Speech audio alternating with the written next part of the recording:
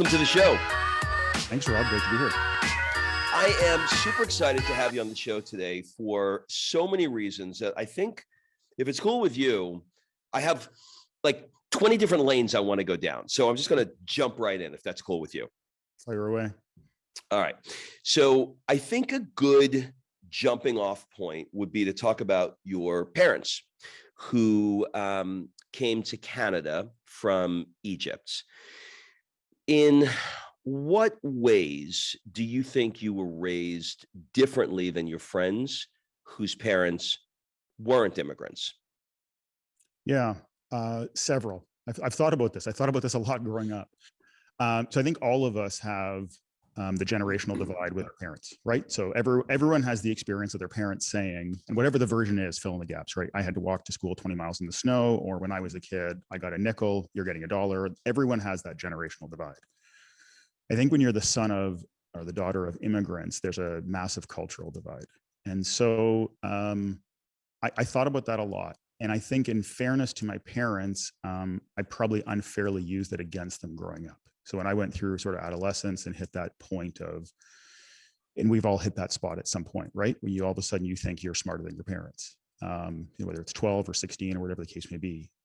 I think when your parents are ESL, like English as a second language, you start to think, and I was, pretty well spoken at a young age, you start to think I'm smarter than you, I know more than you. You're from another country, and Egypt and Canada are vastly different. It's not like they were Americans and we were being raised in Toronto. So I thought about that a lot. And the third distinction in my particular family with my parents were also Christians, leaving, a strong religious culture to come to Canada. So I sort of had that division as well, which again, so every one of their views, we always think our parents are aliens and we always think our parents are trying to hold us back, right? For me, there was this added layer of you're really aliens to me because you're from another planet, and your values are so ancient because they had conservative Christian values. I reflected upon that a lot as I got older, and it wasn't until I started to hit my 20s when I really began to gain an appreciation for that. And it's funny now in my 40s, I am so grateful, for the cultural experience provided to me by that. For a host of reasons. One, I think it just taught me the real value of sacrifice. They gave up so much. I think it also taught me that I have an attitude that I want to be able to be happy anywhere I live and not get too attached to one geographic location because my parents had to pick up and leave. And I also think growing up in a very nice culture of, Canada, I always grew up with this appreciation that the world around you can change really quickly because I grew up hearing stories about what life was like in Egypt when they were young, and then what life was like when my dad left. And I realized that it was only during the course of his lifetime through, poor government policies, lots of different things can change, and he had to leave. And that made me sort of realize growing up, like, don't ever get too attached to one particular spot because you might need to adapt and pivot and do what's best. The ultimate thing was do what's best for the next generation. So that's really helped me. And I'd say the last thing, and I didn't even know this until I, got into the work that I'm doing now, or that I've been doing for the last few years, is growing up with immigrants gave me a high level of empathy for people who see the world differently, because my parents spoke differently, they thought differently, traditions were different, cultures were different. And I think now when I meet people who view the world very differently and have all these different traditions and approaches, I just have this really broad bandwidth of appreciation for it, because something that is foreign to me is not hard to adapt to because I grew up in a culture around that. What was it like growing up in an Egyptian family? So, for example, my family, not my dad, but my mom, her family came from Naples, and so there were a lot of Neapolitan traditions and the crazy foods and the dancing and all that kind of stuff. What was it like for you with parents that were from Egypt? Were you one of those families where they sort of separated and they wanted to assimilate as Canadians and they didn't want to, get lost in the Egyptian culture, or did they embrace it? My folks actually did a really good job of finding what I would say is like the right balance. So something my dad said when I was, I think probably in high school, he said this to me that really resonated and has influenced me a lot. He said, he speaks with an accent, right? Calls me Polly. So Polly, I didn't leave Egypt for Egypt. I left Egypt for Canada. And it was basically his way of saying, I came to Canada for Canadian values and for Canadian culture. So that taught me, at a pretty young age, and I think we lived this way. English was my first language. I was embedded in Canadian society. We were very pro-Canadian. It was not, my dad's attitude, my mom's attitude was, we are grateful to be in Canada. What an amazing opportunity it is to live here. We're so appreciative of it. And they were very encouraging of us sort of pouring ourselves back into our communities, our culture, all those things. Having said that, we still retained our Egyptian culture. So we went to Egypt, once a year. We'd go for, 3 or 4 weeks when we were young. I don't speak Arabic fluently, but we spoke Arabic in the house, so I understood it. When I was in trouble, my parents would speak to me in Arabic. We grew up in a business family. My dad had an Egyptian food restaurant. We all worked there. So my dad worked there, my mom worked there, my brother. We were all part of that. So I grew up very much around Egyptian culture, but it was always very clear that Canada is our home country. We are Canadians of Egyptian heritage, and so pour yourself into your new country. And it was so interesting because he told me this story that when he first got to Egypt, he didn't associate and hang out a lot with other Egyptians. And that's just mind-boggling to me. And so I said, why? And he said, because I didn't leave Egypt for more Egypt. I left Egypt for Canada. And he said, all the Egyptians that I hung out with when I first got to Canada were complaining about how much they missed Egypt. And he said, I didn't leave Egypt to come here to complain about what I missed, right? If you like Egypt that much, stay there. If you want a new opportunity, then move to somewhere else. So again, that just taught me this attitude really young that wherever you go, make the best of it. And if you're making a decision to go somewhere, you're going there for a reason, remind yourself of that reason, make the most of it. And if you realize, hey, the choice I made isn't a great spot, great, change it and go to the new spot and the new spot. So that was pretty cool. Do you feel Egyptian? That's a good question. No, I would say I am culturally Canadian. I've used this example before. I think, we live in this world where everyone's always interested in someone's heritage and ethnicity. And I think our culture and our values unite us much more than our ethnicity fights and, sort of unites us. So if I'm sitting on a bench somewhere and to my left is a guy with, parents who were born and raised in Hong Kong, but this guy was born in Toronto. And, on the other side of me is a guy who was born and raised in Cairo. Ethnically, I am very similar to the guy. We're both I'm 100% Egyptian from an ethnicity standpoint, right? But culturally, I'm much more aligned with the guy who's got parents from Hong Kong because he was raised in Toronto, right? So, that's the guy that I'm probably going to have a lot more in common with. That's the guy who's going to have more values in line with me. That's the guy who's going to have more experiences in line with me. So I would say culturally, I feel much more Canadian. I'm proud of Egyptian heritage, obviously. I think it's cool, but more importantly, whether it's Egyptian or not, I'm just proud of my family's heritage. As I think, we all should be. There's lessons to be learned from it. For sure. I want to talk about law school. We'll fast forward a little bit. Sure. You went to law school, and in law school, you were a competitive debater. What attracted you to that? Oh gosh. I mean, what's not attractive about it? Well, I'll be honest with you. That sort of thing, and I'm not really sure why. We could probably psychoanalyze me and figure it out, but that sort of thing freaks me out. Like it just, I have trouble separating myself from the debate of a topic and not making it personal. If I'm being really honest with you, it's really difficult for me to see, particularly how lawyers do it, to debate an idea. So when I saw that you were doing this competitively, I'm wondering, like, what was that was attractive for you that you liked about it? Yeah. So I think that, fair point in terms of the distinction. And you're right. It would be interesting to hear you unpack as to what it is that, and I imagine if we were going to guess, if the connection for you is it's hard to separate the topic from the person, then every single time you get into a debate, you are now exposing your personhood to risk, which is very different than exposing your idea to risk, right? For sure. Absolutely. Right. And so I think drawing that distinction, and if we can work on that, you have to surround yourself with people who can recognize we have ideas and we have people and we can separate the two. My ideas and even ideas in general, if you think about sort of the genesis of ideas, or more importantly, the evolution of ideas, if we can't debate them, we can't evolve them. And if we can't evolve them, we can't progress as a society or as an individual. Like this works on like your individual level. It works in a small group dynamic level. And then it works on obviously a massive societal level, right? And so I'm a really big believer in take all of my ideas that I have in my head, all of my opinions, and try to break them down because I want to evolve them. And that's how we develop. I mean, training is the same way, right? Developing your business is the same way. Working your marriage is the same way. It's the same principle, which is take what you currently think and take what you currently do and ask yourself, where can I improve this? But in order to do that, you have to be willing to challenge what you're doing, right? So anyway, so all that to say, turning it back to you, if we can create that separation and recognize this is done in the greater good, it's a little bit easier to keep it less personal. For me personally, I think I've always just been interested in asking questions.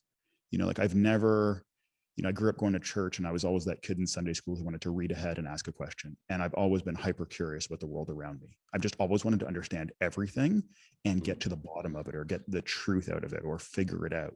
And so I think debate is a natural way, like that's a natural extension of that because you're trying to figure out the right answer to something. I also think the other aspect of it is I really like sort of the idea of sport. And debating an idea is in many ways sport. It's sparring, right? You take these ideas. I have a good friend of mine. We get together, almost every weekend for the past, 3 years or whatever. And every Saturday it's, we're going to go for a 3 or 4 or 5, sometimes 6 hour mountain bike ride, or the winter a ski, or lift weights outdoors, whatever it is. That's just the forum. Really what we do is we're just discussing a whole array of topics and we're debating them. And he describes, I think it's a framework I think he may have borrowed from somebody else, but he says he takes his idea, which is this prize fighter, and he throws it in sort of the octagon with my idea, and they fight each other. And then his prize fighter gets the shit kicked out of him. And my prize fighter gets the shit kicked out of him. And then we come back to our separate corners, work on our idea a bit more, and then come back. And it's never personal. It's never, well, you're a moron for thinking that. It's like, okay, I hadn't thought about it that way, but hold on, have you thought about it this way? So for me, there's a real value in that. There's a real value in sort of just the sport of exchanging ideas. When you graduated law school, you worked as a prosecutor. You worked as a litigator first and then as a prosecutor after that. Why did you want to be a prosecutor?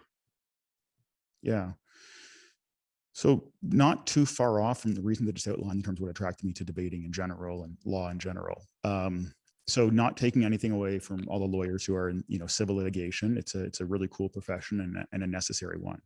But I found after a few years of it, no one had ever once come to me and said, here's the case, just make sure that the right result happens. It was always, here's the case, advance the cause of your client. It's a very important distinction, right? Taking the cause of Rob versus, make sure the right result happens are very distinct. So for me, when I think about careers, and I've used this with clients lots, I say, there's sort of two big aspects to your career decision. One is the P&P, right? One is the principle of it, and one is the practical aspect of it. And I think you want high marks on both as you get older. So the practical aspect of a career decision to me is, what are you actually doing with your time, right? So I'm going to tell you, you've got to do something for 40 to 60 hours a week. What do you want to do? Do you want to be on the phone? Do you want to be talking to people? Do you want to be in the stacks by yourself? Do you want to research? Do you want to travel? Do you want to move? Do you like lots of time to prepare, or do you like, ad hoc stuff? Like, you got to figure out what you practically like doing. And then the second part of it is, in principle, what do you want to be about? You're going to spend more time working in your life, as we know, than you will do anything else. All these important things we talk about, like health and family and spare time, you end up spending more time working. So it better be for a good cause. So for me, I became a prosecutor for the practical side of things. Was I wanted to be in court every single day. As a civil litigator, I did that for a few years. And I spent a lot of time in an office writing about going to court, but I wasn't in court as much as I wanted to. Civil litigators, in many respects, have outpriced, they've priced themselves out of the courtroom. Whereas a Crown prosecutor is in court every single day. So I really wanted to be in court, wanted to be on my feet, asking questions, dealing with real issues, getting up in front of juries. I wanted to do all that, and I wanted to do it in spades. And then from a principle standpoint, as a prosecutor, particularly here in Canada, the job was never get a conviction. The job was get the truth out in court. That sounds very idealistic and cliche, and obviously there's some nuance to it. But the role of a Crown prosecutor in Canada was, sort of vehemently pursue the truth in court. And you had an obligation to follow sort of like obviously not just the law, but the professional standards and the ethics of the job. So an example of that would be, if you're 9 days into a jury case and a piece of evidence comes out that points in the favor of the accused, you have a legal and moral obligation to disclose that, even if it means you're going to lose the case.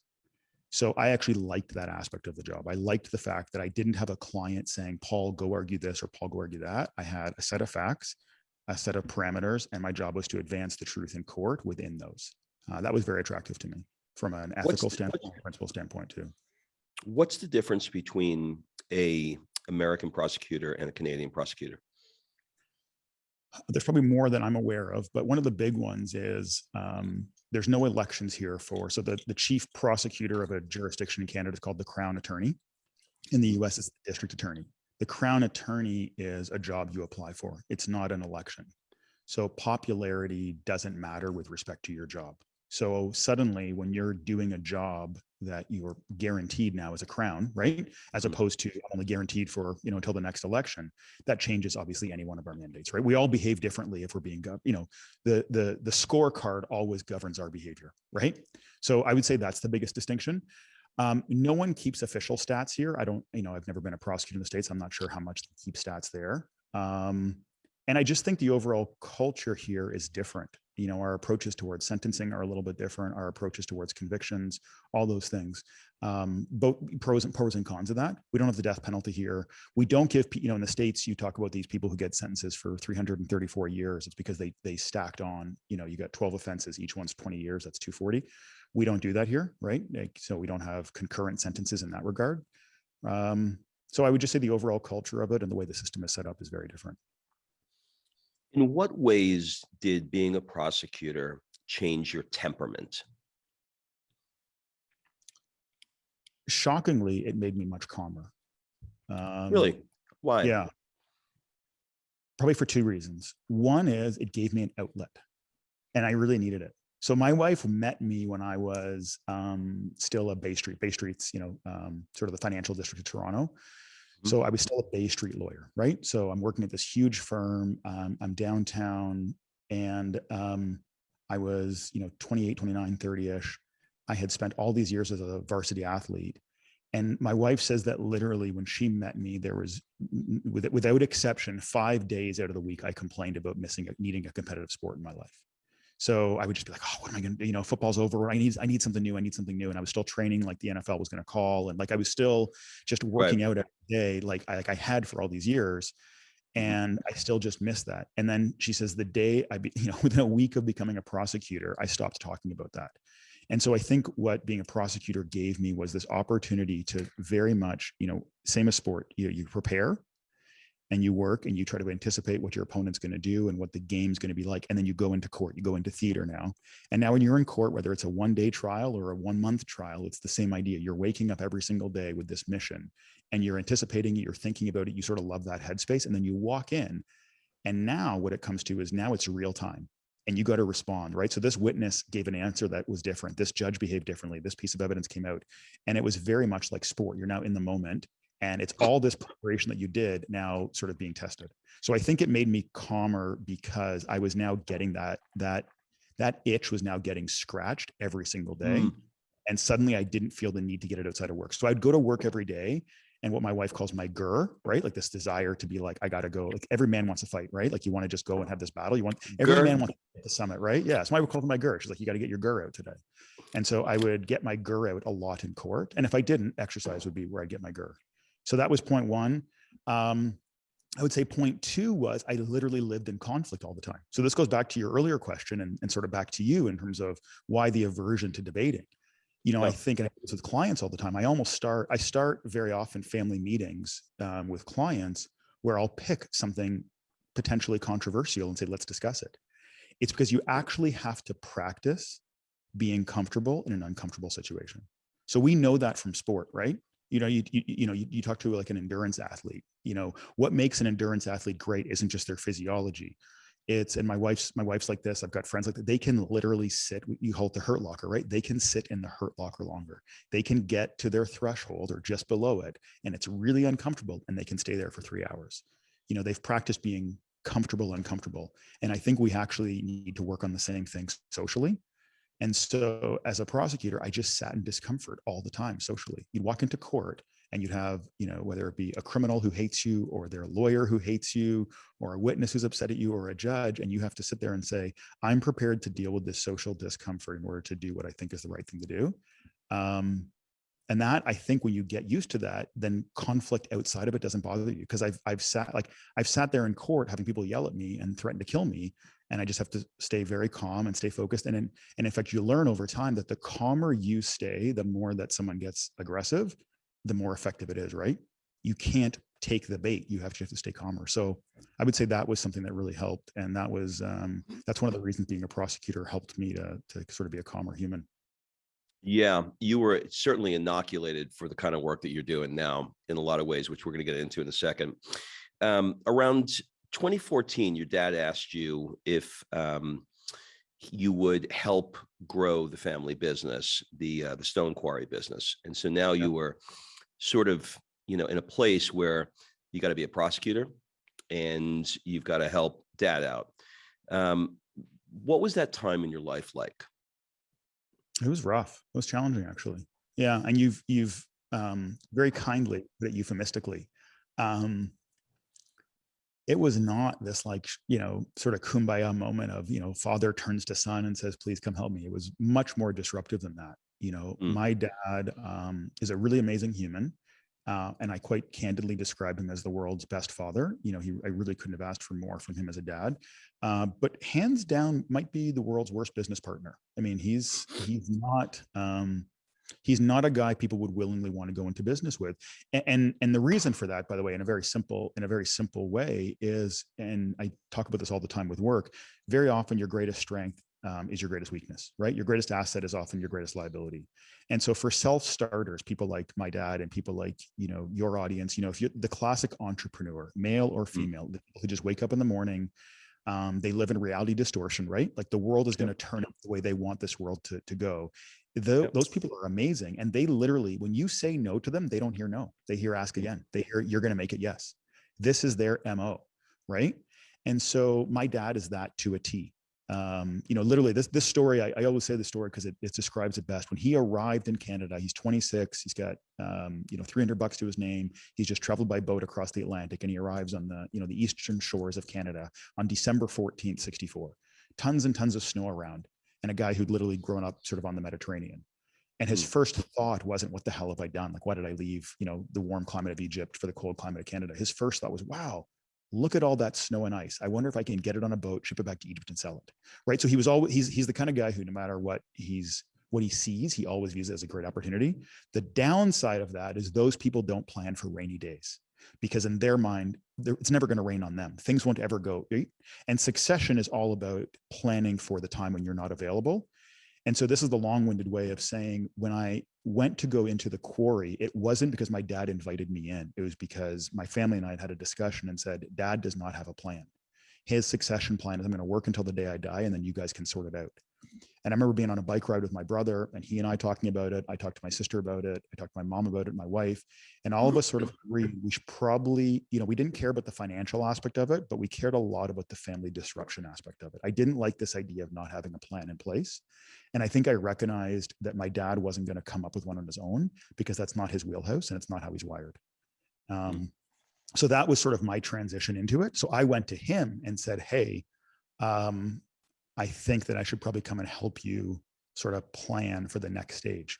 Because if we don't do it, it'll be bad news for the family. And that's what led to it. But that was tough. That was not an easy set of conversations. That was not an easy choice. And what did you do to be able to sort of because I would suspect that this is not easy to do with your own dad, because the dad wants to be in the role of authority, and, here's a son, creating the plan for him. Was that difficult to do? Oh man. Yeah. Yeah. How much time do we have? I mean, it was, I mean, I almost blew up the family because of that dynamic, because I went in with a set of expectations. I'm this, whatever smart young lawyer who's going to come in. This is what you think, right? And I'm going to come in, I'm going to tell my dad how we're going to do this. And I have all these great ideas. And I had a timeline, 1 year, 2 year max. I'm going to fix everything, come up with a succession plan, and we'll be off to the races. And then I learned within 6 months that was not reality. And within that 6 months, my relationship with my dad deteriorated. I was the most frustrated I'd ever been, personally and professionally, in my entire life. Things got much worse before they got better. And we had very misaligned expectations. Our communication was off. He viewed me, I'm still the 16-year-old Polly, right? Like I'm still the, the idiot boy. Yep. and he's dad. And in my mind, I'm this young man now who's had this career, and I got this wife and kids, and I'm the smart guy who's going to sort of do this. Um, so it was really tough. And I learned, I mean, this was one of the ways that, obviously one of the key ways that led into the work that I'm doing now. I thought the hard part for me was going to go from being a lawyer to a businessman. I learned really quickly that that transition wasn't the biggest challenge. It was going into family business. Family business is very messy. And we have all these, these dynamics. You've got 30 or 40 years worth of family history, sometimes longer, and you're going in and trying to navigate these waters. So it was not easy. And I came very, very close to quitting a number of times. We had some big fights. Again, things got much worse before they got better. All right, let's talk. You've been alluding to the kind of work that we've been alluding to the kind of work that you're doing now. And the name of your company is Your Family Enterprise Advisors. Can you walk me through what that is? Yeah. And so Your Family Enterprise Advisors is actually a company that Ruth Steverlink, who's a colleague of mine, she founded that company. Ruth's a former lawyer who got into this work. She's phenomenal at it. She's amazing. I've learned so much from her, and she's been a big help for me in terms of getting into this work. It's actually hard to describe the work. I would say ultimately, what I now do for a living is help, families navigate the difficult conversations and decisions they have at the intersection of their family and their wealth. So if you think about sort of the wealth transition that occurs in the world, right? So wealth transition can occur in a number of different ways. The most obvious is you set up your inheritance, but wealth transition occurs in terms of family businesses. And it doesn't just occur when you pass away. Wealth transition or family business transition occurs during our lifetime, right? You're bringing your kid into work with you, right? You've no doubt thought in your mind, I wonder if one of my two kids will take over after me, right? It's very, very primal. It's very natural to think about your kids, think about the future. For those of us who are passionate about our work, you're excited about your work and you love what you do, and you hope that your daughters are going to end up being passionate about their work, right? Sure. There's an ego aspect to it, right? We think we've created a legacy and we want to see this legacy continue. I mean, this is all very natural. I think it's rooted in our biology. And then we add this resource into it, such as the financial aspect of it. And yet the conversations that people should have first are very often the conversations we have last, right? So we start planning all these different ideas in our head. We start thinking, I'm going to do this, I'm going to do this, I'm going to do this.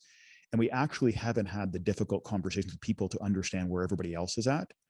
And so what ends up happening is people start making all these plans without actually having the discussion. And if you look at sort of the history of business transition and wealth transition, the reason that things don't transition well from sort of a Gen 1 to a Gen 2 or Gen 2 to Gen 3, very rarely, less than 15% of the time, is due to something that had to do with estate planning or tax planning or financials. We call that the quantitative side of things. So the quantitative side of things is all the professional advisors people have.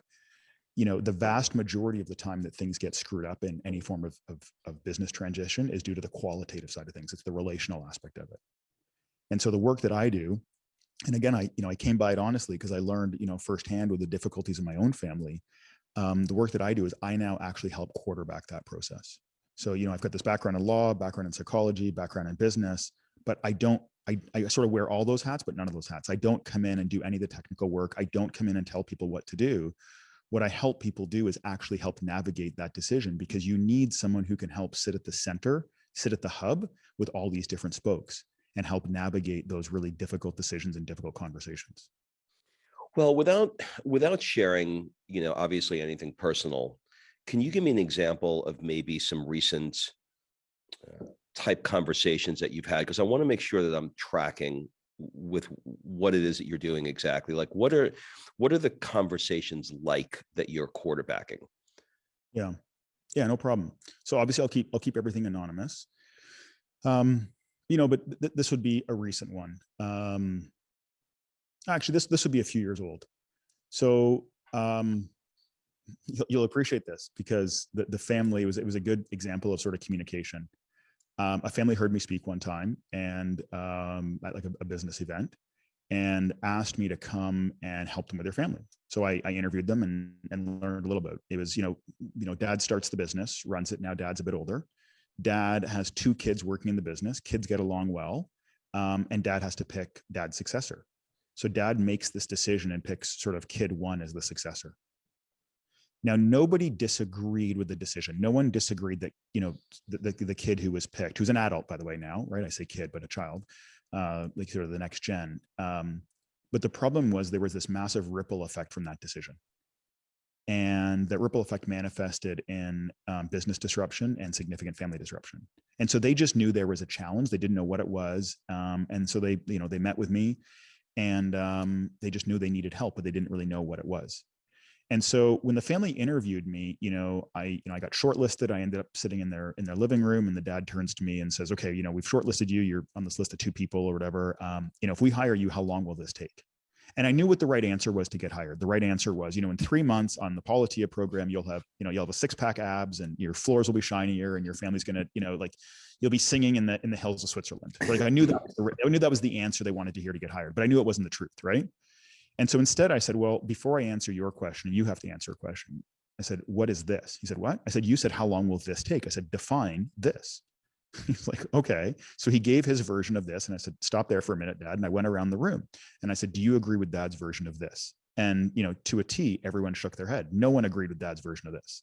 And I said, well, now I'm not going to tell you how long this will take, because we have to define this. We have to know what this is, right? First. Right. And I knew in the moment I'd get hired or fired, right? And fortunately I got hired, and I've worked with that family now for a number of years. So back to your question, what we did was I actually just began by trying to identify what everybody saw as the issue. And everybody in the room, just like, I use this example, this is very similar in law.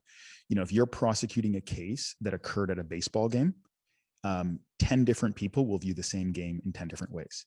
So the same is true in family dynamics, right? If I interviewed you and your wife and your kids, and I say, what are the biggest challenges facing your family? You might describe the same thing, but you describe it very differently. It's human nature to do that. And so I spent a bit of time trying to identify it.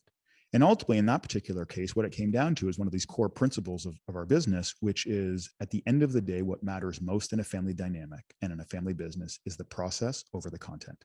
So the content is the what. What are we discussing? And everyone focuses on that. Who are we picking as the leader? How much money do we pay our kids? How much money do I leave my kids? And I will say, we'll get to those answers, but we have to first work on the process.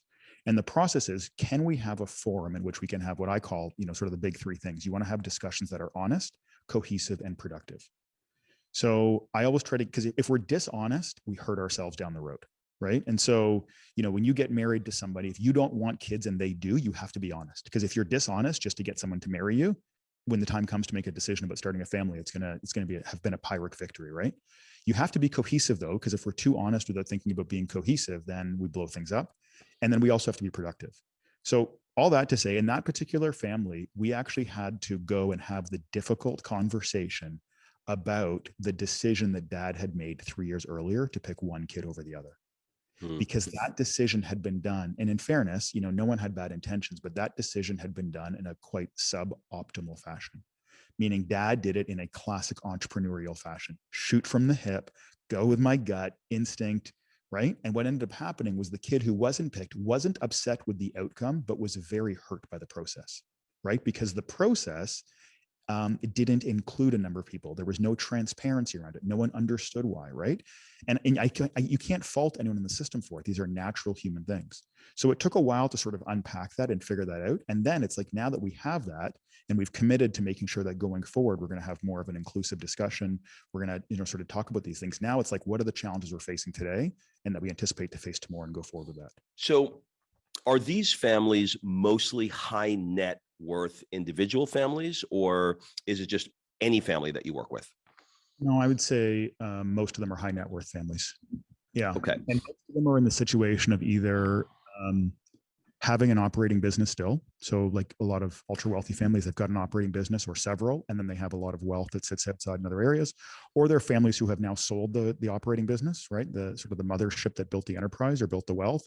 And now they're just trying to make difficult decisions about what to do with this wealth. And I always frame that as, working with a client right now. So just, you sort of examples of current mandates. Another client who's about to sell a business, it's going to be sold for a significant amount of money. And to their credit, they want to say, what are we going to do as a family with this money? Because it's very different, as you know, when you spend 30 years building a business, it's now worth 150 million bucks. You don't walk to the grocery store and think, I've got 150 million bucks to spend, right? Because it's sitting in brick and mortar or in shares somewhere, right? It's very different. Now going liquidate the asset. And now it's a lot psychologically different to think we've now got $100 million to spend or $1 billion to spend, whatever the case may be. So that particular family, to their credit, they are preemptively saying, I want to figure out what I'm going to do with this. And we want to make sure that we have good family governance around how we make decisions. And to their credit, they recognize, I think the people that call me have already come to an important realization, which is your wealth can hurt your family if you don't make good decisions about it and if you're not proactive. So that's a typical mandate. I often say, I get calls at 1 of 3 times. The cliff is sort of the edge when you're going to fall off. And I get calls from people who are at the edge of the cliff. So there's some event that is on the horizon. And in the event might be a good thing, like we're selling a business and we're going to do, cash out. An event might be bad news, like we got a diagnosis, someone's ill and we got to make a decision. An event might be, I'm going to retire soon and I want to bring one of my kids in.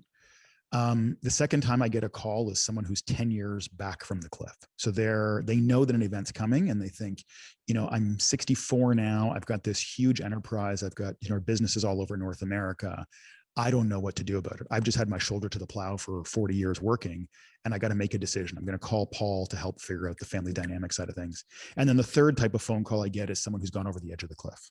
So the shit has hit the fan and the family has blown up and they're in a really tough spot. And as they start to look back, they realize, we had this inheritance event and then it sort of, quote unquote, ruined the kids or ruined the family, or we gave money to the kids, we're disappointed with what happened, right? Or I handed the business over to my 3 kids to run it and now they're fighting nonstop. So those are the 3 types of calls I get. And generally the mandates are, we want help managing what I would say is the family dynamic or the qualitative side of our wealth decisions. And that's what the work involves. When you look back now at people who have this level of wealth, what are you noticing that perhaps you want to, that's maybe even a cautionary tale for your children that you want to make sure that they don't wind up this way, where they just get a bunch of money, they don't know what they're doing? What are the mistakes that are commonly happening? Yeah. So I think in fairness to all the families that I work with, I'm very selective about the families that I work with. So I am sometimes saying no to families. I do it diplomatically and politely. And the reason for that is I'm only interested in people who approach it with the right attitude. So there's definitely a self-selection. There's a self-selection of the families who are picking up the phone and calling me. Have either heard me speak or, the vast majority of my work is sort of word of mouth. So they've talked to another family who said, you got to talk to Paul. He helped us out. We had conversations with Paul we never thought possible and they went better than we ever sort of imagined. And I say that, immodestly, I'm grateful for the opportunity and they do the work. I'm just helping to guide it along. It comes back along in a lot of ways to that experience as a prosecutor of being unafraid to ask questions and unafraid of seeing conflict and being able to do so calmly and fairly, right? And then obviously my own particular background in terms of just dealing with these issues myself. So I've got a high level of empathy to the mixed emotions we have in families, right? This idea of like, I love my family, but man, my family's driving me nuts and I want to do the right thing, but holy crap, they're making it near impossible to do. But back to your question in terms of the lessons learned, I would say there's a self-selection, but the people who are calling me are trying to do things right, number one. And in fairness to them, they have been trying to do things right for a long time. So the people who are calling me are not very often the people who have gone through the horror stories that we read about, because those people wouldn't have called or still aren't making the call, right? Got it. I call this like a Freakonomics rule. So you remember that book, Freakonomics? Yeah. There was a great chapter in there about becoming a young kid. And I can't remember which one of the books it was in, but it was, the idea was if you find out you're going to be a parent and you go out and buy 10 parenting books, it actually doesn't matter if you read them or not. The fact that you were the type of person who said, I want to be a good parent, so I'll go buy the books, tells us right away that you're probably going to be a decent parent, which is me, by the way. No one's bought and read less books than me. So, it's my claim to fame. I'm still a good parent, right? I hope. And so I think the people who are calling me, so that's sort of point one in terms of fairness to them. But in terms of some of the lessons that I've learned, yeah, I would say the big one comes down to this. You really want to not rob your kids of the opportunity for them to prove themselves. I think that's one of the big challenges, right? So I say this to clients all the time. They're hiring me and they say, we want to make sure that we're giving our kids all this wealth. And I say, well, tell me your story. how did you sort of acquire this? And it's like, I began doing this and I was working for somebody, and then I saw a cool opportunity and I was like, oh man, I got to go do this. And they have all these, you've talked to entrepreneurs, right? They're unbelievable. And they have all these amazing stories of, and I always break it down into sort of three categories. Like, there are people who never see an opportunity. There are people, and I learned this from my good friend, Doug Smith, who gave me this speech, 20 years ago. It's like people who never see the opportunities, people who see them but sort of don't act on them, and then people who are out making them, right? And entrepreneurs always fall into that third category. And when you listen to them and they describe sort of these stories of the past 40 years, you realize so much of their identity and so much of their confidence and so much of who they are is born out of these adversarial situations that they, overcame. And so I often say to them, how do you feel looking back upon your life having these experiences? And it's always positive. I say, do you want to rob your kid of that? And that sort of, makes them step back a little, because they realize, oh yeah, I don't want to rob my kid of that. And so I try to challenge people to say, you've got to make decisions that are tougher, but in the best interest of your kids. And money is like fire, right? This is a great line from Customato, the Mike Tyson's boxing trainer, about fear, right? Fear is fire to a fighter. It can be a great asset or it can be a liability, right? Fire can cook your food or fire can kill you. And so I say money is the exact same way. Money can be a total amazing value add to your family and for generations to come. And money can be something that can just ruin your current family and ruin families for generations to come. So I always invite clients to say, think about that. And for me personally, as a guy who's raising my own family, I'm very mindful of the fact that you want to teach your kids independence and autonomy.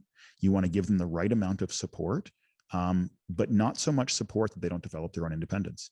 And then you want to keep, I would say the next big thing that I've learned is you really want to keep the conversations around money and wealth as positive and more about the principles governing it than the specifics of that particular decision, right? Because as you know, when you develop wealth, the amounts will change over time, right? So you don't say something like, I never spend more than $5 on this. It's like $5 is a lot of money to you today, but 20 years from now, that number might be 5,000, right? So it's not so much what the value, it's that value relative to your overall principles. Does that make sense? It does. It does. Do you miss being a lawyer? Yeah. I mean, technically I'm still a lawyer. I'm still a licensed lawyer. I just don't practice it anymore. The only thing that I miss, I miss going to court. That was really fun. I miss going to court, but I don't miss everything else. Like the work that I'm doing now is the work. I mean, my wife says all the time, 98% of the conversations I have during the course of a week, I would have had anyway. Like, don't tell my clients, wink, wink, but like most of the work that I do for free. Like I actually really love what I'm doing. I love the family meetings. I love meeting with people. I love navigating these like 7-dimensional problems where you're literally trying to help someone navigate through something and you're thinking about the financial aspect, the business aspect, the personal aspect, the psychological aspect, the conflict management. You're trying to play chess 12 moves ahead. Like I could sit in that space all day long and I'd be pretty happy. So I love that. I think the thing that I miss, and we go back, we sort of laughed at it earlier. I don't get the grr in this job. Like there's no fight. I'm always sort of peacemaking. And so I'm dealing with conflict, but I'm the guy who comes in and calmly does it.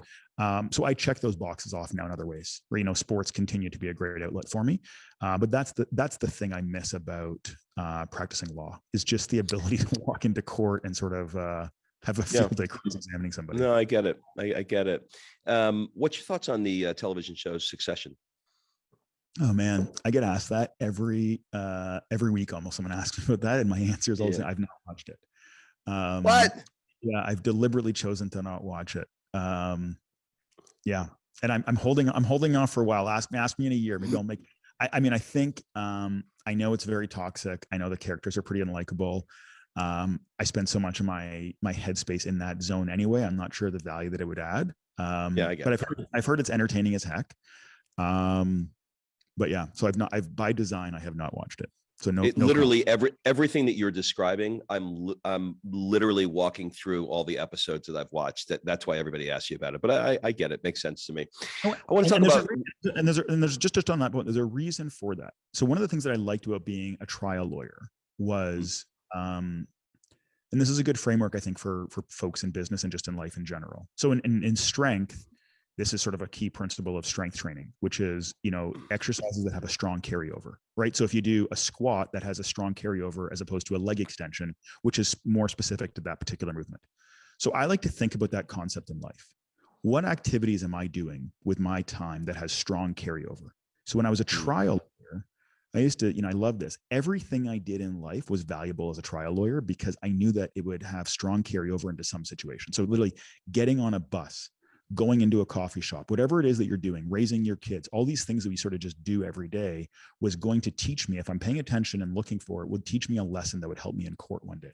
Because I'd be interacting with somebody about a life situation and I could draw upon that. I always saw those are arrows I'm putting in my quiver, right? I feel the same way about this work. Everything, and the reason for that is the courtroom, and the reason there's so many courtroom dramas is because it's basically just life unfolding, right? You've got courtside seats, just sort of the unfolding of life. That's what a courtroom is.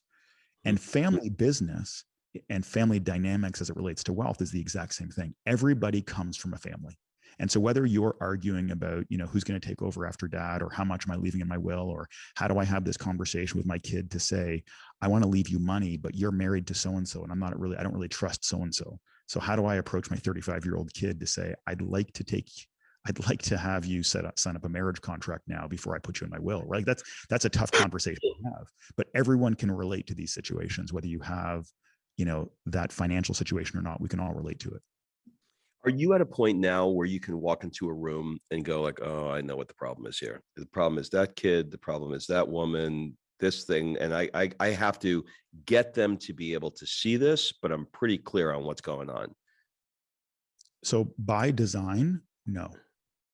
I literally have written on my desk, like on a sticky on my desk, start with listening.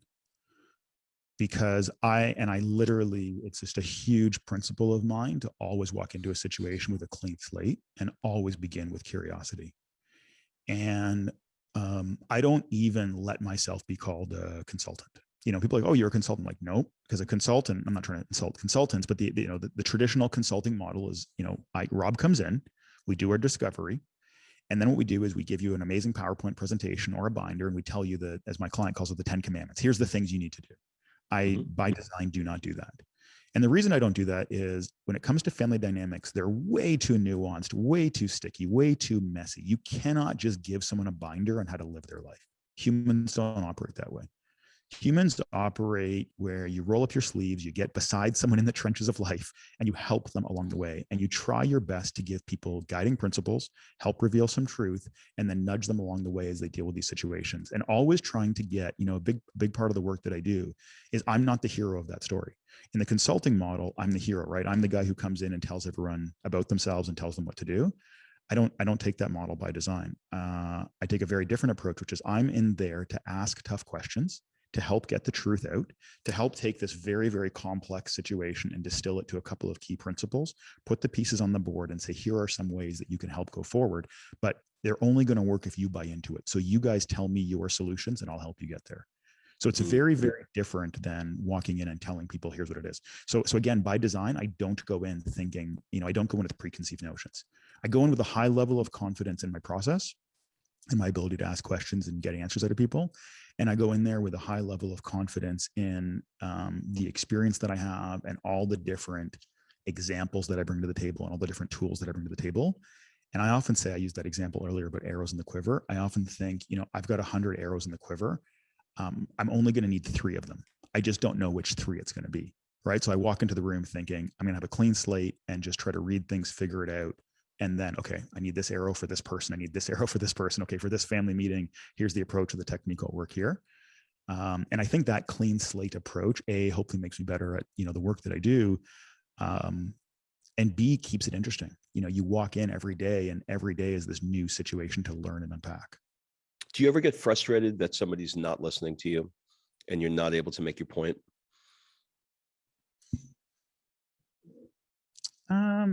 If I do, I think I probably mitigate it really quickly. I think, I have a lot of patience. I think I don't have patience. I'm hyper impatient in a ton of areas of my life. So don't let me describe myself unfairly as Job over here. But I think when it comes into my work, I recognize that there's a readiness factor that is very different for different people. And so if you hired me to come work with your family, the person who reached out to me usually is like the most ready. They've been thinking about these issues right? Like they've been being like for 5 years, they've been sort of like listening to something and they're like, oh, we got to get this guy in the room. But there's somebody else in that system who is 5 years behind you. And That's what I'm so, referring to. yeah, there's It's somebody that who, one. It's the I don't know, maybe the ex-wife, it's the son, it's the somebody that's like, I didn't call this guy in and I don't want to be here. And is that part of it frustrating for you? Because I get the person who hired you, but yeah, when you're dealing with a family, you've got one people with three, everybody. four. That's right. No, 100%. So look, I mean, if it were easy, everyone would do it, right? That's the rule. And so the reality is managing pace is hands down one of the toughest parts of my job. So I have to try to, assess a situation, figure out what the family dynamics are, figure out who the players are, and then I have to manage pace, which is tough. And what I have to do is I have to go fast enough that the person who's at the front of the train, like the guy who hired me or whatever, or the guy who, initiated this, we're not going so slow that they get disengaged and frustrated, but I also can't go so fast that I leave the person at the back sort of, falling off the back of the train. And so how I navigate that, I'm dealing with it right now with a client. The person who initiated this sort of, by the second call had given me their full vision for the future, everything they wanted, their assessment of the issues. Another person in the equation, I'm maybe 10 calls in, just to get them to start to open up to the spot where they can be like, oh yeah, I'm making decisions that have a massive impact and a massive ripple effect on, people for generations. And so in fairness, I just have to manage that. And you do that, it's not, if you're aware of it and you're honest about it and you're diligent, people respond. So you coach people through that, right? You take people aside and you say, look, I know you're chomping at the bit and I know you wanted a decision on this yesterday, but just work with me. You got to trust me. So a big part of the work is based on trust, right? They have to trust that you're actually going to overall get them somewhere. It's interesting. I was at a party the other night in Florence, and this town is an interesting town because it's filled with Ferragamos, Gucci's. Do you know what I mean? And Right. I can only imagine what it would be like with generations that go on 300, 400, 500 years of wineries and clothing and like these deep webs of family business. And I'm trying to put myself in your shoes and navigating that. That's like being inserted into that has got to be so difficult. Yeah. I mean, this is maybe something that I don't know if this is good or bad. I obviously view it as good or I wouldn't do it. I never, ever, ever ask my clients about their wealth. I literally, I don't know the net worth of any of my clients, again, by design. Every single one of these ultra wealthy families has a lineup of people out their door who are asking about their wealth, right? And that's the business model. I don't. I say to my families all the time, I don't care if your net worth is 10 billion, 2 billion, 2 million, it doesn't matter to me. And the reason for that, I mean, it's a couple fold, but number one, it's relative. So if you're a family that's got your ma and pa shop and miraculously this thing after 50 years is worth, you've got a $20 million enterprise, that is all the tea in China for you, right? Like that is everything. That is massive. That is a huge amount of money, right? Yeah. It doesn't matter that, the guy across the street has a net worth of $2 billion or the family across the street has that. I mean, that's relative to them.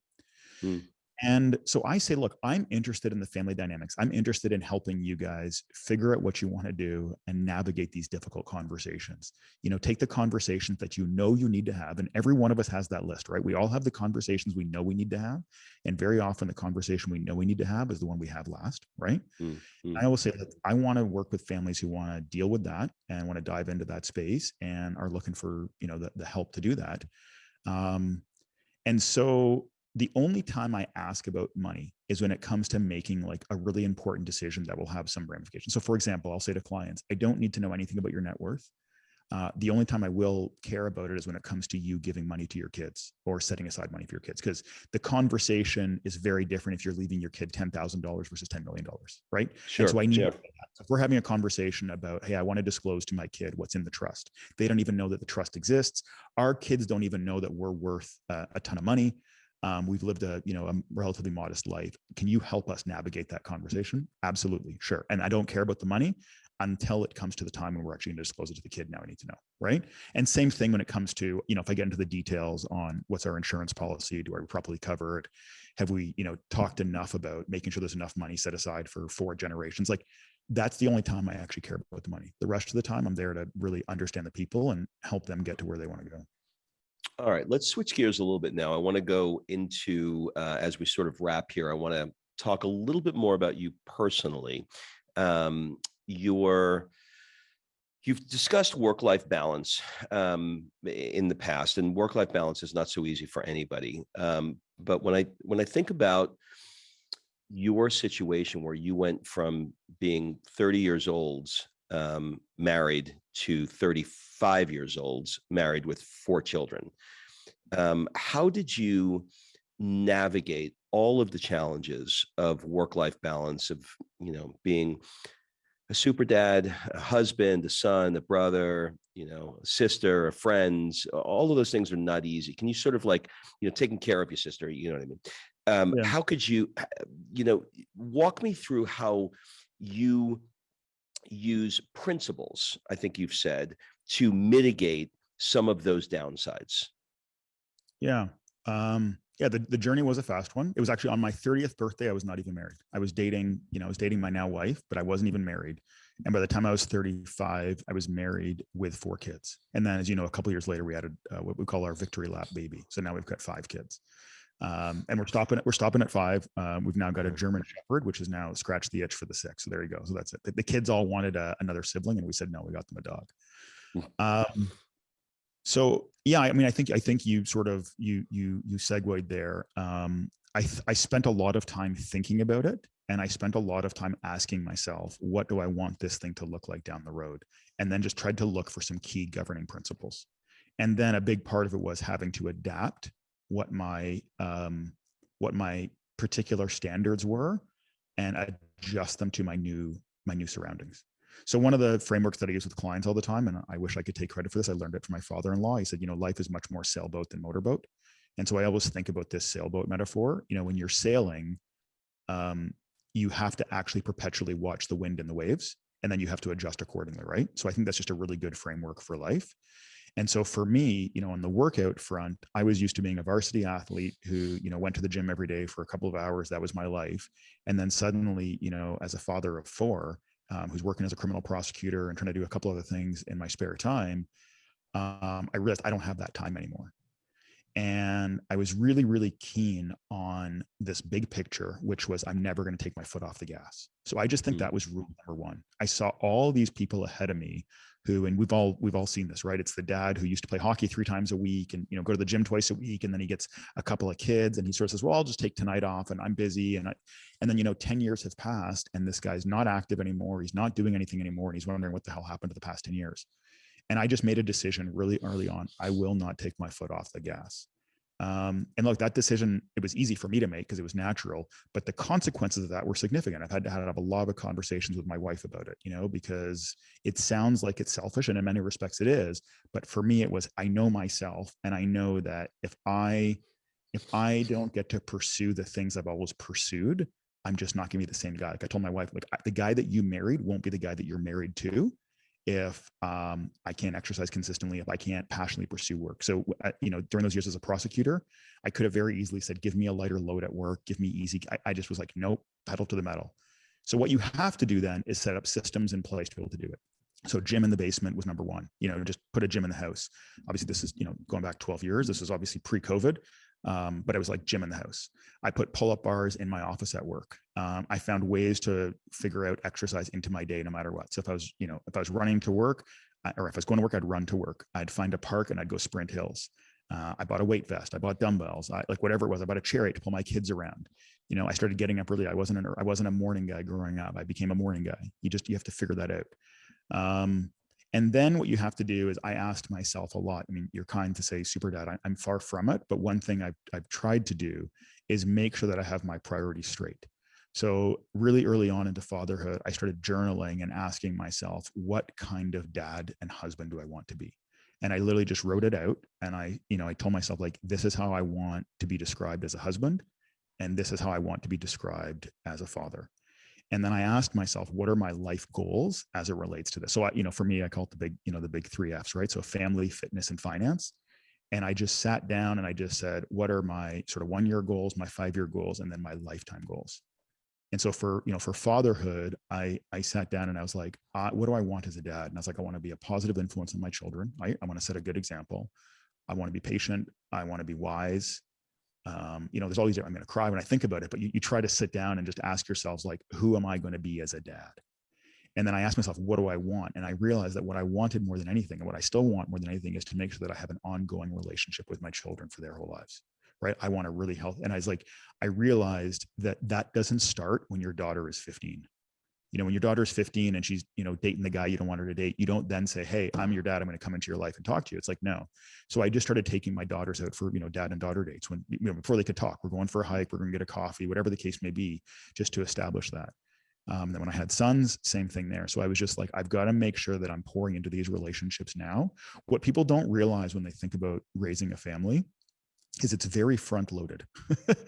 Everything in life that's important to you is front loaded. So if you think about finance is front loaded, right? You had asked earlier about lessons I've learned from some of these families that I work with. A big part of it is they've been making very good decisions for 40 plus years. Someone doesn't become a billionaire overnight, right? When you talk to so-and-so who's done it, it's like, what did you do? It's like, they were 25, they saw an opportunity, they went after it, they put in the work, they did, you know what I mean? They made a bunch of good decisions financially. They had some mistakes too, but they made a lot of good decisions. And they took their strengths and they repeated their strengths over and over again, like water up against a boulder, right? They did that for 40 years. I think relationships are the same way. So I thought a lot about that as a dad. I thought a lot about that as a husband. And then I thought a lot about that as an athlete, and just that I just have to be consistent. And so my rule is, when it comes to good things, something is always better than nothing. So if you want to put, $1,000 in your bank account for savings, but all you have is 100, don't say, well, I'll wait till I get 1,000. Put the $100 in, right? $100 done every so-and-so over a lifetime will be significant. When it comes to exercise, I've never said, well, I don't have 2 hours today. It's like, I don't care. What do I got? What do you got? 2 minutes? Great. Like, do push-ups to failure for 2 minutes. You know what I mean? You got 10 minutes? Great. Go grab a tire. Go, like, I keep, you're going to laugh, but I keep chains in my truck. I keep chains in my truck. Why? I can work out anywhere. If I'm out on the road and I'm busy or whatever, I can literally pull into a parking lot, throw the chains on, and I can do truck pulls and truck pushes. You do 5 to 10 minutes of those, you're bagged, right? So you can always find a way to get this stuff in. And then I try to do the same thing with my kids. It's like, never, my friend Jaron has this line, never miss an opportunity for a small victory. So when you're with your kids, just set your priorities and say, I want to connect with my kids on a daily level. And that might be 10 minutes, or it might be 2 minutes, or it might be 4 hours. You don't know, but don't miss out on the opportunity. Don't say, well, I'll connect with my kids in 2 weeks and my work schedule clears up. My rule is, hang out in the morning, sit down with them, ask them about their world and connect with them. Just establish that consistent rapport with your children throughout. So those were the things that I tried to do when I went into this very busy period of having, 4 kids in 4 years. Are you very pragmatic in how you separate your time? In other words, do you, is there a process where you wake up early in the morning and you say, like, I'm gonna spend this time with the kids and this time with the wife. I'm gonna work block for this time. Are you regimented in that way? Probably not as much as people think. I'm regimented that way in terms of how I organize my day and my process in terms of what I think about. So yeah, I definitely get up early. And I really, really, really value actually time by myself. So I need time on my own every morning to function. And there's a whole long story behind that, which maybe we'll talk about someday, but I had a wicked concussion right around that same time that I was actually leaving law and going into family business. And post-concussion, I could barely function in life. And I actually had to start my day off doing nothing just to be able to get through the day. And I needed to just actually collect my thoughts, map out my day. I couldn't think at a high level post-concussion. And again, it's a whole long story, which, maybe we'll pick up some other time. But ultimately what I learned through that was, if I could take that model of spending time in my own mind every single day in deep thought, once I get healthy and recover from the concussion, if I take that and apply it to life, I think I can optimize my productivity. And so that's exactly what happened. And so now I often say the most productive hour of my day is the hour in which the world thinks I'm doing nothing, which is I'm sitting in a chair, staring out the window at a tree. Usually with nothing more than a notebook and a pencil. And sometimes I'm writing a lot, sometimes I'm writing nothing, sometimes I'm just reading things I've read before. But the point is, that is my time to take all the different moving pieces of the universe and put them sort of on the board.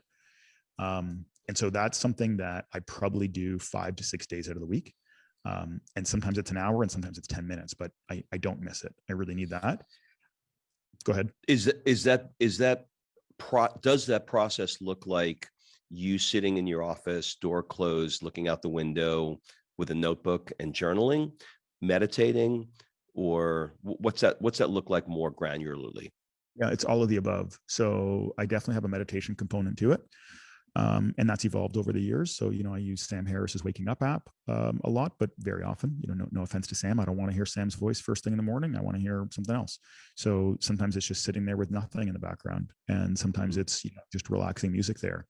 And again, I have a little bit of I have a journal. So I have, those goals that I talked about, in terms of who I want to be. So Yeah. I write my goals out, I want to do this many, I want to make this much money. And I get prescriptive with my goals, but less so as I've gotten older. Most of my goals in my life are thematic, meaning be a patient, wise, and noble father. Like that's a thematic goal as opposed to a prescriptive goal. So I never write a goal and say, spend 10 minutes with my kids today. I don't give a shit. Like it doesn't matter whether it's 10 minutes or 10 hours. The goal is thematic. It's principle based, right? Be available for my children. I write down every single day, cherish my wife and connect with my kids. And so that's just a theme that I think about. My exercise goal, I've got a bunch of prescriptive exercise goals, right? Like I have a set of, annually, I want to do X amount of pull-ups. I want to do X amount of push-ups. That's basically all I do sort of on that front. I want to make sure that I move a heavy thing, twice a week, right? So whether it's flip a tire or push a sled, I do that. So I have prescriptive goals, but overall the goal is, improve mobility, improve fitness, improve strength, have the fitness freedom to go and do the things that I want to do for as long as I want to do them. Right. And same thing, connect with my wife, be patient, cherish my wife, so I read over those almost every morning. I sort of, tally it, just make sure I do that. I've written a note to myself, which sounds, maybe sort of silly, but here's who I want to be. And it's much more about who I want to be than what I want to be. So, who do I want to be? I want to be someone who honors and respects his parents. I want to be someone who's available for his friends when they need him. I want to be somebody, and I write that out. I've written that out and I read that over. So that is part of the morning routine. And then literally sitting there staring out the window at the beautiful trees in our yard. And at that time, I'm literally just thinking about all the, sometimes it might be minute. I might be planning a mountain biking ride in my head, or I might be working on this like massive work problem, or I might just be thinking about who do I want to be when I'm 80. That's great. So you'll have all those who I want to be's written out, and you'll connect to them to make sure that you're in alignment with where you need to be, and certainly reminding yourself of what's important to you. Yeah, that's right. Yeah. And those are changing. I love that. I've got a pen. I've got a pen there too, because they change. I might have an idea and I might think I actually want to work on this a little more. I want to work on this. So it's sort of like a reminder to me as to who I want to be, again, much more so than what I want to be. Okay. What do people often get wrong about you? This probably sounds somewhat paradoxical, having just said what I said, but I think people assume that I'm more intense than I am. I am very intense. And I, by my own admission, somewhat insane. But I think I'm probably a lot more chilled out than people realize. So I totally have a chilled out side. I'm happy chilling out. And I think most people think that I never relax. I think most people think that I'm probably more organized. Like, I'm late often to things, it's my wife can't stand it. People are surprised by it. And I think the reason that I am late to things is because I actually just love being in the moment. So I actually, my kids, whenever I say I got to go get a coffee, they're like, oh, Dad's going to go get a coffee, because I walk into a coffee shop and it's literally like time has stopped. I bump into Rob. How you doing? What's going on? Oh my God, how's life in Italy? What's going on? You're lost. And then literally 3 hours later, I've had the best conversation. Rob's had the best conversation. And then I go outside and my kids are like, what the heck? Like, we missed speed skating. We're late for, you know what I mean? I go into the woods on a mountain bike, and it's like, I literally forget that my wife says when I go into the woods with my mountain bike, I forget that I'm a married father of 5 with a day job. Like, it's literally like the world. I'm a 10-year-old kid in the woods and I don't have a concern in the world. So I don't think people know that about me, but then those who know me well are like, oh man, watch out. Like my wife describes me as a guy who's like the ultimate sort of A-type personality and hyper organized and really keen and productive. And then sort of like a Zen Buddhist who's literally super happy on the side of a mountain without a clock. So I think that living in those two worlds is something that people don't really know about me. What are some things that you're doing in your life right now that you don't really love? And if you had your way, you would do less of it? Admin. I'm a classic. I sort of fall into that mold of the entrepreneur who does everything himself. right? And this is a battle that I think every entrepreneur faces. You began when you were young, you got, again, remember I said earlier, your asset and your liability, right? So your asset is you can do a lot in a day and you have a diverse set of skills. And so you just sort of develop this habit starting in your 20s of, I'll just get it done. It's faster for me to do it. And then by the time you're in your 40s, you still are in that bad pattern. And it takes you a while before you can actually start outsourcing it. So I would say that I'm in that stage right now where I realize that I spend a lot of time, I still do my own bookkeeping. I still do all my own scheduling. I just run everything myself because I'm like, it's just faster for me. The lie we tell ourselves is it's faster for me to do it than to train somebody else. And that's true in the moment, but it's a short-sighted view. The actual way you should look at it, as is you should actually say, yeah, it might take me 6 months to get someone up to speed on this. But I will say that 6 months is the equivalent to spending 10 minutes looking at the map before a 3-day drive. Spend the 10 minutes up front, right? So that's the thing. If you ask me what's going to be different in my life a year now, like hold me accountable to this. It's I need to have more systems in place that, as a good friend of mine says, that move the boulder when I'm not pushing it. So I would say that's the thing that I need to work on more. The boulder has to move a little more often when I'm not the one pushing it. If you could spend 1 month anywhere in the world, where would it be and why? Am I with my family? Yeah. Got to be with my family. Yeah. Two spots jump out. So I loved New Zealand. I went to New Zealand as like a single guy a long time ago and just thought it was, it reminded me actually of what Canada's topography was like. But the difference is instead of being, a wide country apart, that's very narrow, right? I went did a tour around the South Island of New Zealand. So I think New Zealand's on the list. And then the other spots much closer to home. I love Gatineau Park, which is out in Quebec. My wife says like Gatineau Park is, like if she ever loses her husband to something, she says it'll be Gatineau Park. It's like this beautiful national park just north of Ottawa. It's literally got hills, woods, trails, lakes. It's got everything. And if you threw me in a log cabin in Gatineau Park for a month with my mountain bike and my kids, I may never come out. Awesome. Are there any opinions in the last few years, or it could be way back, doesn't have to be in the last few years, that you've changed your mind substantially about? Where you used to think, I used to think this way, but I don't think that way anymore. I've changed my mind on this. Yeah, so there's too many to list, actually. And I don't know if it's been a full 180. I think it's been much more an evolution. And so this goes back to something we talked about earlier in this conversation in terms of things you think when you're young and the things you think when you're old, right? In terms of like my experience with my parents. And you talked about sort of your reluctance to maybe enter into a debate. I actually think debates are the place we should all go to, whether you're debating ideas in your own head or with a close friend or in a group, whatever the case may be. I love challenging my ideas because I think by default, many of my ideas have to be wrong because I'm not that smart and I haven't been on this earth long enough. So I often think the guy who's entering my mid 40s, when I was 25, I thought I knew a lot. And I look back on the 25-year-old and I'm like, what a jackass that guy was. Like, I thought I was smart and I thought I knew all this. And I actually think this is an issue that, and that people who have maybe a higher IQ struggle with more, because if you're 25 and you're smart, the world has given you a lot of positive feedback, right? You finished school, you got a good job, the world's sort of telling you, wow, Rob, you're a really bright guy, all this sort of stuff. You start to, believe your own press, right? Yeah. I think as you get older, you actually have to change. So I look back and I say, I can't believe all the things I thought as a 25-year-old that I now realize I think differently about. Doesn't mean it's a full 180, but I now see so much more. So I'm way more open-minded. I'm way less judgmental. If you're 25 and you see someone who's not healthy, you're like, oh, what are they doing with their life? At 45, you realize, man, people have struggles. These are tough, right? The work that I do, you realize you can have very good intentioned people who raise kids that don't turn out that well, right? And so you become a lot more open-minded to that. And my hope is that when I'm 65, I'll look back and I'll say, man, I thought I was such a smart guy at 45. Geez, what a moron I was at 45, right? I just hope that gap is a little less wide than it is now, but I actually still want there to be a gap because it means I'm learning. My goal is to be learning every single day until the day I'm gone, right? I love it. A couple more questions. Why did you decide to move to a hobby farm? You'll appreciate this in light of your question earlier. So I grew up in this immigrant family where I saw my parents working hard every day. My brother and I got picked up from school. I was washing dishes in the restaurant. My brother was being a busboy. He's older than me. And we just saw my parents physically toil and working really hard. And I think that really had a positive impact on me. I'm now raising my kids where I run a business. I oversee our family's quarry business, but my kids don't go up there. They go up there, but it's a fun day to see big machines, right? Like they're not seeing their dad, lift heavy rocks. And then my other business, this main one that I run, is me, talking to people all day, right?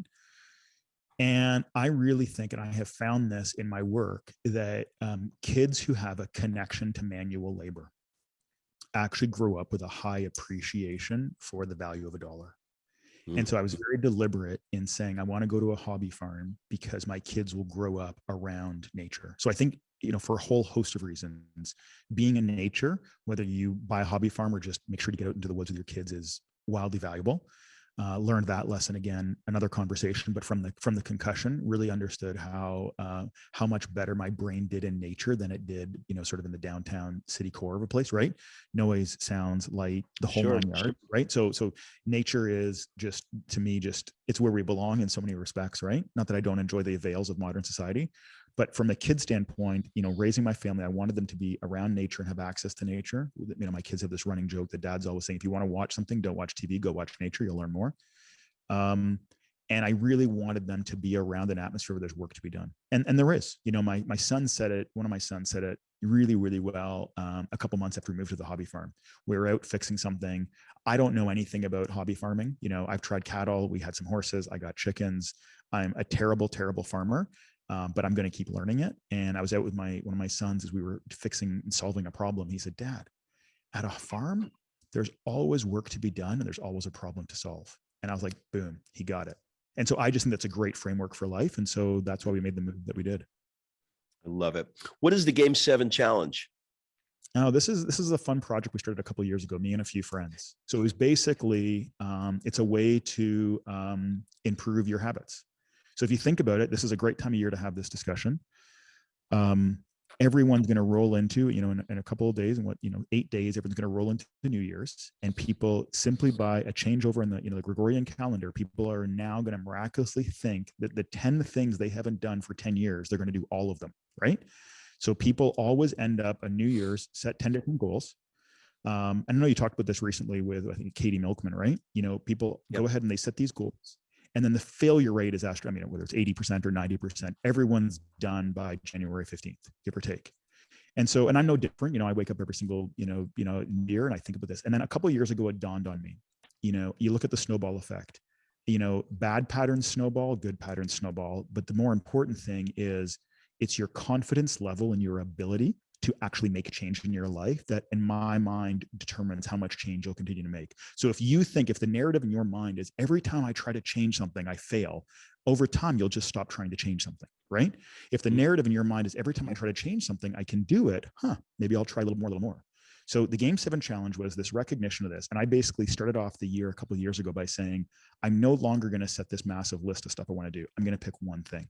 It's way better to improve one thing successfully than attempt 10 things unsuccessfully. So it's called Game 7 for a whole host of sort of fun reasons, but it's ultimately the one change challenge. So you pick one thing, and it doesn't matter whether it's get up in the morning and have a glass of water, or kiss my wife on the cheek, or read a book a day. Like, you can pick the most monumental thing in the world or the most minuscule. The value is in the process of saying, I'm going to pick one thing and change it. The second part of it is humans do better when we have accountability. When you're only accountable to yourself, there's always an excuse to get out, particularly if you're busy. Well, I'll skip the 5 push-ups this morning and no one will really know, right? But if you have accountability, you now have to deal with the consequences of telling someone. So the Game 7 challenge was pick one thing and only one thing, tell one person, at least one person, and report back to them with a simple yay or nay every single day. And your success rate increases at an exponential rate when you bring in that accountability and simplify it. So that's the Game 7 challenge. What made you come up with this idea? Thinking and failing, right? Like, sort of like, Ray Dalio has that great line, right? Which is, progress is pain plus reflection. So I always think about that. Like, I got, so many things I failed at, or so many things that I've tried and I haven't been able to do the way I wanted to. And then I really try to sit down and say, what am I learning from this and how can I improve this? And so this was me having this recognition that I had, set a lot of goals in my life, and a lot of them I wasn't hitting. And I said, how can I make this better? And that's what led to the Game 7 challenge. Cool. Let's hit a rapid fire round as we wrap up. What would your friends say is one of your superpowers? Probably question asking, my sort of insatiable curiosity, just my desire Yeah. A good friend of mine says I used to cross-examine people for destructive, purposes, and now I do it for constructive purposes. So I think it's just my ability to sort of get after something and just do it in a way, do it hopefully in an optimal way. We're just asking questions and really try to understand something. So that's what I think my friends would say. They might not be happy about it, but that's what my friends would probably say. You'd have a great podcast. What keeps you up at night? My kids, Rob. Literally and figuratively. Yeah, that's right. We still have a 4.5-year-old. I have this great running joke on this, which I got from my good friend Doug that I mentioned earlier. So he had 2 kids, or has 2 kids. He's about a couple of years older than me. He said that his view was his kids had a little, like a running chart. They'd have like offsite meetings where they'd be like, all right, you're on for Thursday. You go wake up mom and dad, right? Okay, good. I'll sleep on Friday. You got Thursday. Okay. You know what I mean? And so for me, with 5 kids, these guys are living large. They have their offsite meetings and they only have to wake up during the night every 5th night. But they know it's psychological warfare versus their parents. And so if they just keep us just sleep disruption, suddenly they get a set of weak parents who are like, ice cream for breakfast, whatever. If it'll shut you up, sure, fill your boots. So break them down. Yeah. So kids and I would say, and figuratively, kids are, obviously I think any parent who has young kids, you are always thinking, am I doing a good job? Am I raising them right? Is the world going to be safe in 20 years? All that stuff. Right. So I would say that's the thing that I think about most. Do you collect anything, or have you ever collected anything? Yeah. My wife would say just my bikes. I don't spend a lot of money on myself. But when it comes to bicycles, I do. I love cycling, and I'm not mechanically inclined. So I mitigate my lack of knowledge about fixing bikes by owning several. And so that way, if it's, I got a 2-hour window and it's a beautiful fall day, I reach for a bike, it's not working, I go to the next one. So I got a pretty healthy collection of mountain bikes and gravel bikes and road bikes. What do people never ask you, but you wish they did? They never asked me about this, but I wish they did. I don't know if there's a particular topic per se, because I think I've got a pretty wide palette in terms of the discussions that I have during any given month or week or whatever the case would be. I think it's more so people don't ask a lot of follow-up questions, or not that they don't ask it. It's like, it's my nature that if again, the 3 hours in the coffee shop, I want to really understand what's going on. I ask people, when I'm asking people questions, I want to know the whole story. Most humans aren't like that. Most people either don't ask questions, either because they're not thinking about it, or they don't know how, or they're afraid to, all that stuff. Or if they do, they sort of get an answer and then they move on to the next one. I mean, I think I heard you talk about this, right? This idea that most people, I think it was, actually it was Strauss Zelnick. I think in your interview with him for your master class, I think he had talked about how I'm paraphrasing here and I'd heard it before, but it's this idea that, for most people, he talks about the importance of him listening to his team and his staff, right? Most people, for them, listening is waiting for their turn to speak. But, listening is actually much different than that, right? Listening is hearing the answer. And that's something I learned. If you're going to be a good cross-examiner, you have to listen to the answers to know how to ask the right questions. So I would say, I find people will ask me questions and they'll get like a first order answer and then they just stop there. Whereas my nature would be like, whoa, we got to unpack this here. Like there's a lot to be said here. Right. So, but not everyone's wired that way. And so, I just got to deal with it. All right. Last question. What's your guilty pleasure?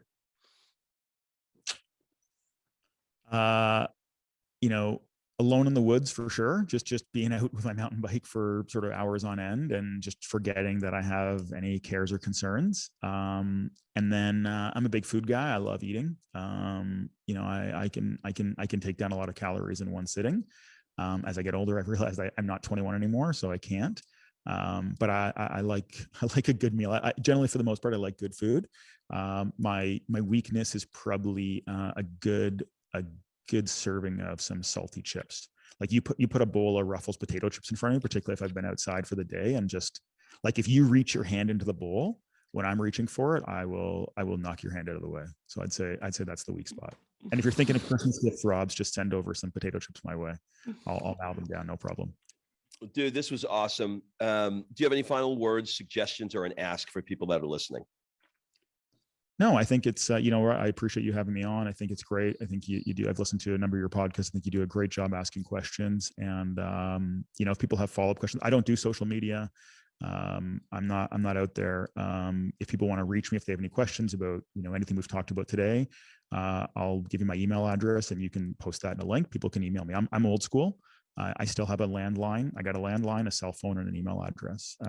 I communicate that way. I tell people all the time, if you want to get a coffee, come on over to the farm. We'll go for a hike and a coffee, or jump on a Zoom call. So I'm old school that way. And I'm more than happy to answer questions that people have, or stay connected that way. Paul, this was awesome. Thank you for taking the time to do this. My pleasure, Rob. Thanks for having me on.